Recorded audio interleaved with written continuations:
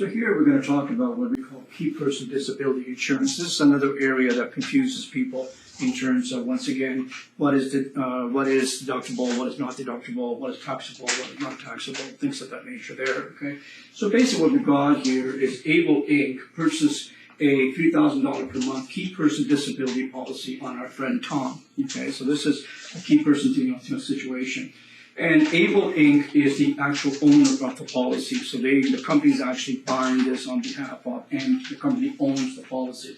Also, the company Able Inc. also is the beneficiary of that $3,000 a month, let's say, that they purchased.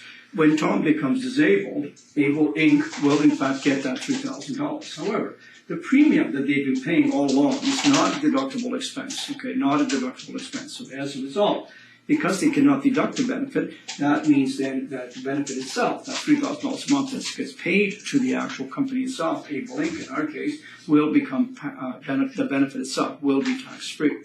So basically the idea, as you know, with key person disability insurance is to supplement the insurance company, so rather than supplement the employer by the fact that the insurance company is actual fact reimbursing the employer for the salary that has been paid to Tom. So obviously what the company wants to do is protect itself against that cost and everything else. So it basically insures, you might say, the income that's being paid to Tom. However, even though it appears there should be a business expense, it is not. Okay, it's not. And so therefore, because it's not a business expense, they cannot deduct the premium. And of course, that makes the benefit will be in fact tax-free.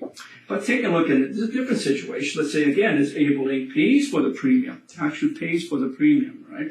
And however, it shows it on Tom's T4 as a taxable benefit, which once again, if you remember the definition of taxable benefit, it means that you're paying for it. So therefore, if it does show us a taxable benefit, so even though Tom, in this case here, is the actual beneficiary, in other words, the company's not the beneficiary, Tom is actually the beneficiary. All the company is doing is simply paying the premium on behalf of the employee, basically. But it does show it as a taxable benefit to him. So in other words, Tom is in fact paying for it, then that $3,000 will again become tax-free.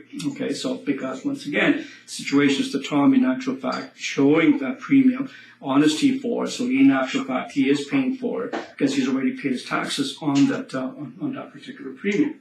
Something to note in this situation is that if Able Inc. did not show that benefit, as a taxable benefit, in other words, the premium as a taxable, so they did not do it, then Ottawa could come back and say, well, wait a minute, Tom, you never paid for this. The company paid it for you. You never paid a dime for that. So this then would in fact be taxable.